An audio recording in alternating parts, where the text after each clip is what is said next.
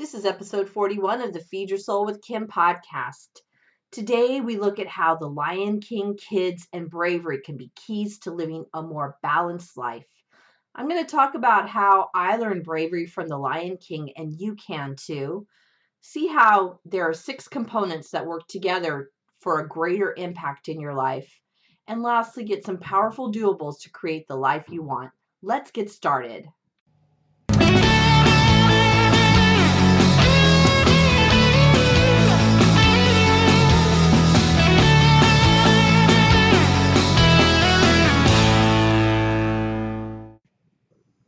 Welcome to this week's edition of the Feed Your Soul with Kim podcast. I am Kim McLaughlin, your host. I am a psychotherapist, inspirational coach, speaker, and best-selling author. I help people when they're feeling frustrated, overwhelmed, and overloaded, and it shows up in overeating, overdieting, and just feeling plain bad about yourself. Today, I want to talk about bravery and stepping out of your comfort zone. Last night, I went to a play and I watched 30 kids between the ages of 9 and 11 sing, dance, and act in the play The Lion King. It was really The Lion King Jr., which is a shorter version of the play Lion King.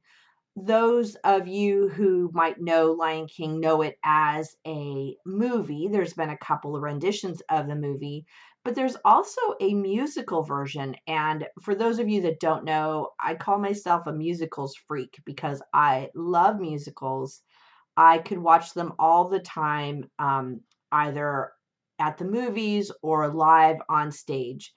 That group of 30 children that I told you about that I saw in the Lion King Jr. last night included my daughter, who auditioned to be in the play about 4 months ago. And we have been traveling back and forth to rehearsals and getting all the right clothes for her to participate in this play. There was also in the background a group of adults who volunteered to teach and coach these kids for the last 4 months. It was extraordinary watching the amount of effort that they put into putting on this play, and it was actually a really incredible production of the play. What we know, if you think about plays, that it takes a lot to be willing to get on stage, to sing, to dance, and to act. And what I woke up with this morning and why I wanted to share this on this podcast was that I realized that there's an incredible amount of bravery that goes into being in a production like that. And I think looking at that bravery and the amount of effort those kids put into really being their best selves and coming to the stage, we actually could learn a lot from that. And as I thought about the play, The Lion King, I thought about how it really fits into allowing us to look at the 6 Feed Your Soul components. And when we talk about the Feed Your Soul components, I've talked about them in many podcasts up until this point, it's about physical, emotional, mental, lifestyle, mindfulness, and self-act or self-love. And we can use those as really a balancing point to look at any point in our life, which includes food or doesn't include food. What I normally talk about when I talk about those 6 components is how it's related to weight and overeating and balancing your life and how you come to the table and how you look at food. And I thought today it would be super interesting to look at those 6 components and how it's related to living our best lives. I thought about the kids that were in the play and how brave they were and how successful they were in doing the play. And really, we can look at their progress through the play through those 6 components. So what I want to do is walk through those 6 components and what the kids had to do to get ready to put on this play. And then as I talk about what the kids went through, think about how that might be a metaphor for how you can use these 6 components in your life in ways beyond food and beyond how you feel about your body. So let's talk about it. So in terms of putting on a play, if we look at the physical component, there is a lot that goes into putting on a play and putting on this play in particular. There was the physical side of being present for weekly rehearsals, and those rehearsals went on for 4 months, and it actually was a lot of physical energy for the kids, but it was also a lot of physical energy for the director and all the adults helping out with the performance. The kids also had to balance their lives, their physical lives, in terms of work, play, dance, singing, and engaging in practice. So there was a lot of areas of balancing out their physical life. Also, in terms of food, I remember with our daughter, I had to look with her at having extra snacks for her to use during the performance or the rehearsals, so that she wouldn't feel run down during the day, because they went straight from school to the rehearsal. So there was a need for the food. There is also a need for food in terms of after the play having enough nourishment to regenerate her. And I found that when she came home from the play practice, she was very hungry.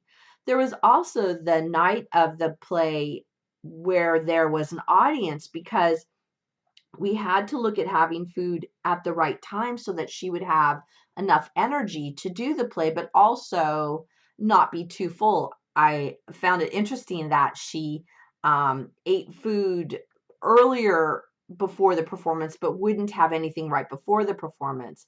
And I thought about myself that whenever I have any kind of performance, I don't tend to eat right before it, because I get a little nervous. I even do that right before I come on here to do these podcasts. I get a little nervous before I do the podcast. And so eating right before doing some kind of event doesn't always work for me. And I found it interesting that the same thing happened for her. Also, the physical component for putting on a play is just being so physically active that there was a lot of energy that was used during the play that needed to be accounted for or just taken into consideration. We had talked last night when she got done with the play that to be sure to know that she could sleep in this morning, because there was a lot of physical activity and she was really tired after putting on that many performances close to each other. So there was a need for downtime for her body to rest and relax. Next, when we looked at the performance, there was an emotional side that comes to being involved in a play. I I see that there is feelings of fear, worry, upset, excitement, and these feelings might get in the way of really being proactive in terms of putting your best self forward in the play. I remember my daughter auditioned for the play, and it was interesting to watch her go through the nervousness of doing the auditions, and she ended up getting an ensemble part. And what I told her before she had gotten any of the parts, that no matter what part she got, she still needed to stay connected to doing the play and that she wasn't going to be able to quit. I told her that whatever part she gets, that she should be proud and excited to do it. What happened when she got the ensemble part, I think she was a little disappointed that she get didn't get a larger role, but then really rolled into feeling excited and a part of the play, because she let her emotions move through the disappointment and then into the excitement of getting to be in the play and getting to really participate with other people. It was also interesting that she was able to allow herself to be excited for her friends that got certain parts that she had wanted, but that she could be excited for them and what they have achieved. I think this shows how we can work through the emotional components that come up by being honest about them, about being fearful or being disappointed or being upset, but then move into where are we going to go with that, and how might we work it out for ourselves. And I think this was a great example of working through the feelings to get to the point of feeling really successful and excited about being in the play. Next, we can look at the mental component in our six feed your soul components and look at what the kids were thinking and how they ended up remaining positive and upbeat. when we're looking at kids, they don't have as many filters as we do as adults, and tend to be more easygoing, I think, than we do about what happens in our lives. And I think looking at these kids and what they did in the play can really show how they remain positive and upbeat. They ended up focusing on the play and all the other priorities. So they had to really engage their mental component in terms of taking care of the priorities of practicing for the play, going to school, having homework, engaging in other athletic commitments that they had, and even home commitments that they had. And they had to remain balanced in keeping their mental focus solid as they went through this play. And when they're at play practice, they're not thinking about what's going on at home or what's going on at school, or having to do any kind of homework, that they could stay really focused in their mental arena and stay what I think of as the high watch in terms of their thoughts. When I was thinking about this mental component, I was also thinking of the story of Lion King and how Simba, the main character, ran away because he thought he'd done something wrong. He had thought he had killed his father in the story. And his thoughts were really negative and blaming towards himself. And ultimately, his thinking and his behavior changed when he got a message from his father that he needs to be brave and move forward. What I think of is that this was a shift in mindset for Simba, the character in The Lion King. And this shift in mindset helped him move out of feeling sad and alone. And by changing his thinking, he was then able to change his behavior and go back to being with his pride and taking over his right place as being the king. This shift in his mindset and his thinking took his life in a whole new direction. When we look at these kids and what they did in The Lion King, we can think also about lifestyle. And lifestyle has to do with all those connected components of like work and home and school and play and friends. And what I saw with the kids is that they had to really balance out their days in terms of going to school, practicing for their play, having household chores, homework, and being involved with their family. There were a lot of places where they could get stuck and maybe not be so balanced because the play and rehearsing for the play took up a lot of time. And what I saw with my daughter and the other kids is that they began to balance out other areas in their lives so that they could be 100% focused on the play, and most importantly focused 100% on the play when they were on stage, so they weren't thinking about the other things going on in their life. And this, I think, is another metaphor for us about how we're maintaining our balance in our lifestyle. And are we able to engage and focus on the area at hand and then move into other areas later on?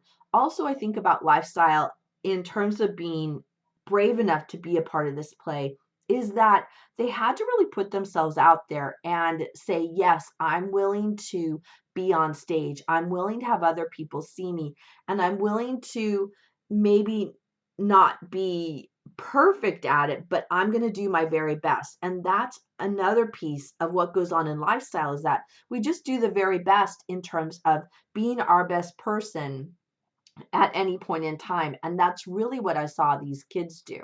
The fifth component is the area of mindfulness. And I think you could kind of agree with me that mindfulness is really important when you're on the stage and you're doing something so physical and demanding as being in musical theater.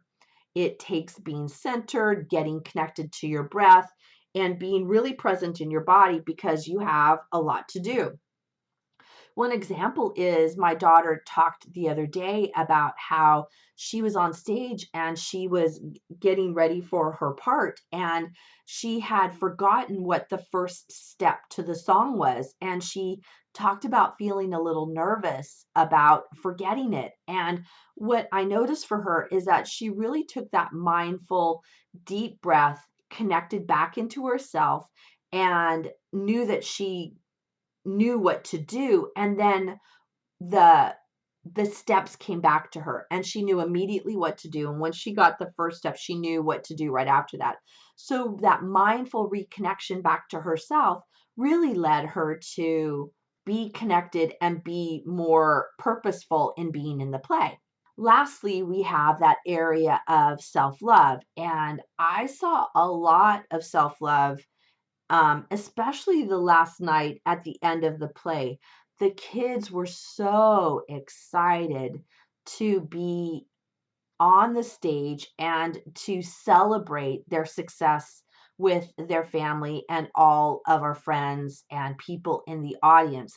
There was a lot of acknowledgement about how brave they were. The teacher that was the liaison to the school got up and talked about how proud she was of the kids, and the teenager who was the director, he came up and he talked about how much he appreciated the kids and what they had done and how much they had put forward to being a part of this play. And everybody was really into the love of the moment. And there was such a celebration. There was taking of pictures, all families together, and the kids were taking pictures. There was applause, there were standing ovations, smiles and tears of joy, congratulations and celebration. And I thought really this was a coming together of love in the community, but also for each kid having that real sense of self-love and really valuing themselves and what they put forth and what they were a part of. Hi, everyone. This is Kim, and my book is out. Feed Your Soul, Nourish Your Life, a 6-step system to peace with food is live. I recommend you get it. It has all my 6 components of feeding your soul, as well as my own story. Pick it up now. You can find it on my website at feedyoursoulunlimited.com. Thanks. I think as we talk about these 6 components and how it affected the kids, I want you to think about how they could be seen in your life too, and how are you fully engaging in these 6 components in regards to food, but just really in regards to your life in terms of everyday. Where do you step up in these 6 components, and maybe sometimes where do you fall down and don't really make the grade in the way that you'd like to in those 6 components? So what I was thinking of for the doables, as you know, we always have a doable at the end of every podcast. And this is a way for you to get in action to start practicing the things that we are talking about in the podcast. I think ideas or insight without action really kind of lay flat and don't really give you the added bonus that you have. I wanted to take today to go through these 6 components in terms of the story and the story of these children, because they really can be the metaphor for you and what you're going to do differently. I encourage you to think about these 6 components and which of them would you like to focus on this next week? Where would you like to make a different impact in your life in terms of having a doable that really works for you? I was thinking as I was going over this about some ideas about what you could do. One of the things that you could do is maybe focus on the component of the physical and see how you might engage in more movement. We've talked before about having movement just for movement's sake and not having movement connected to losing weight or to getting rid of calories, but it's really about how do I move my body and how am I physical? The kids give us a great understanding of the physical and how important it is. And really watching those kids on the stage and how physically they moved and how effortless it was, I thought, I want to keep doing that. I want to have movement continue in my life at every age because I want to be flexible and be able to do those physical things that I want to do. So maybe consider this next week is to engage in physical movement and set a goal of some kind of physical movement. Like maybe how many times a week might you engage in, let's say, 20 minutes of walking 3 times this next week. Make it something that's really doable and that isn't overly taxing in a way that you're going to say, no, I'm not going to do it. But make it a doable that's really something that you're going to get done, because once you do it once, you're going to find that you're going to do it more often because you found yourself to be successful at it. Another area you could focus on your doable this week is to engage in self-love. And I talked last week, this is episode 41 this week. Last week in episode 40, I talked a lot about self-love. And I think it's something that kids really can teach us is they're really able to be in themselves in the moment. And how might you engage in more self and be in yourself in the moment? And one of the ways I think of that you can do that is focus on self-care and doing things that are nurturing for yourself. I love doing things. I actually did this morning. I did some journaling and I did some meditation, and I'm going to do a hike later on today. And those are my things that are really nurturing for me and connect me back to myself. Oh, the other thing I did is I used some essential oils today. I really love essential oils and I love the smell of them. And that it for me is another form of self-love for myself. So engage in something that's a doable, that you really can get done, that isn't going to be really hard and stressful, but really is something that you could really make happen. I like to put it in my calendar for the week so that it's really there and front and center for me in terms of getting that doable done. I think we could all look back at children and we could see them as a way to look at how we could live our lives in maybe more of that childlike manner and not be so darn serious, because when we get really serious and overly focused, we can lose these 6 components in our lives and really get off track in terms of living the life, the positive focus that we want to have. And that's what I see for all of you. I'm going to engage in more of these components this week. This story of the Lion King and these kids and their bravery really warmed my heart in a way that made me think about what are some things I want to do differently for myself. I encourage you to look at that for yourself and see what you could do individually. We're going to have a whole new podcast next week. Every week is a whole different show on different ideas. I thank you for joining us. Please do me a favor and like this podcast, write a review, let me know what you think. It really helps get us more out to the world where other people can come and find us on the internet. So I appreciate you all being here. I look forward to talking with you next week. Bye-bye. Thank you for joining us on the Feed Your Soul with Kim podcast. We come to you every Monday with fresh new ideas to help you end emotional eating and put food in its proper place as nourishment. Please be sure to subscribe to this podcast and review it and let us know what you think. Thank you for joining us.